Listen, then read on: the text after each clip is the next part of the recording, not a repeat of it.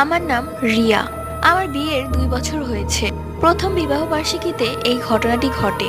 রাত 12টা 15। আমার স্বামী এতটাই বিশেষ যে সে কোনো ইম্পর্ট্যান্ট ডেটও মনে রাখতে পারে না।